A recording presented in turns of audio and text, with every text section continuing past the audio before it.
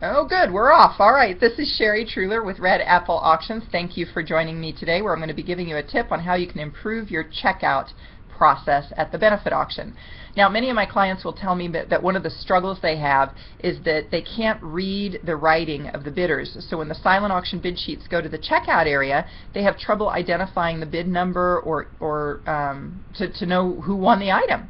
So there's a couple of ways around this that you can use. One is they will ask guests to write their name as well as their bid number, and between the two of them they can kind of cross-reference and figure out who the winner is. I personally do not advocate that solution because I think we need to make it easier for our guests to spend money at our events, not harder. And more hoops that you give them to jump through to bid, the harder it is for them.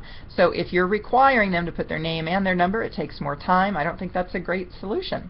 Now, a second option could be you could go to mobile bidding, because obviously mobile bidding, it's all electronic. They're putting their bids directly into a system that is being captured by the database that's running behind the scenes. But realistically, maybe 20% of my clients are using mobile bidding right now.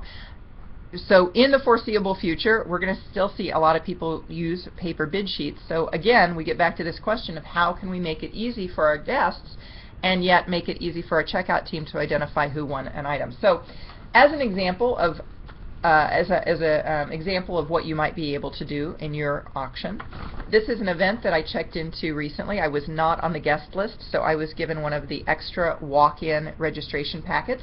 The number was 286 that I was assigned. You can see there's no name up here.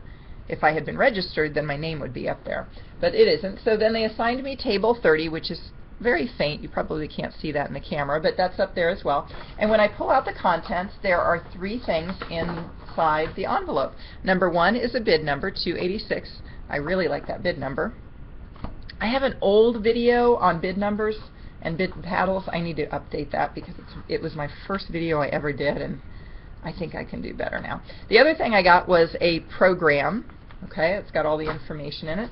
And then, and here's the tip, I got Avery labels, little stickers with the bid number on them. This is template 5418 from Avery, so look at that. I can pull these stickers off and I can put them on the bid sheet.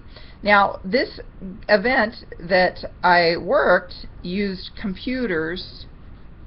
Well, let me back that up. They utilized a software system to manage their auction. So I would advocate that if you're going to go stickers, it is helpful to have a software system. The reason being is that stickers are not going to bleed through on a triplicate form. What am I talking about? Well, if you're using a traditional manual checkout process with your silent auction, that should mean that you're using a triplicate form for your bid sheets. Triplicate NCR paper, that's those pieces of paper that are white on the top, yellow, and then pink. That is how you generally will run a manual checkout process for your benefit auction. If you are using a computerized system with some sort of an auction software program, then you're usually using just one bid sheet on the silent auction bid tables, in which case you can use stickers because you're putting that sticker on, and it's not like the sticker pressure has to bleed through to the yellow and the pink sheets, which is what we're requiring in the manual checkout process. And if you understand a manual checkout process, you'll understand why I'm saying that. But I'm not going to go into a whole checkout process for manual systems here today. I just want to give you this idea to use stickers if, in fact, you're having trouble reading the guest's handwriting. You've got a computerized auction system. You're using a software company to manage your auction, the incoming donations, packaging, invoicing perhaps, that sort of thing. And that's one way to do it. People like the stickers. And they can always go back and get more stickers printed. Usually I'll see one or two of these in a packet, and that's enough to get your guests around the tables and have fun sticking those stickers down. Now, for other tips on auctions, head over to my website at redappleauctions.com. I do have several free gifts for you over there. One of them that's there all the time is my procurement item guide. It's the top 100 items I sold for overvalue in the auctions I worked all over the country, California to Miami to New Hampshire to Iowa, Wisconsin, and every place in between, Texas, Oklahoma, everywhere.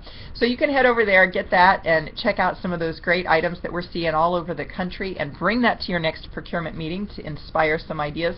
And also, I've got tons of stuff over there on checkout that's going to help you too, including a really nice product on how to do a manual checkout process if this whole video confused you and you're like, I don't even think we know how to do manual checkout. So you can find all of that at redapple-auctions.com. I'm Sherry. Thank you so much for watching.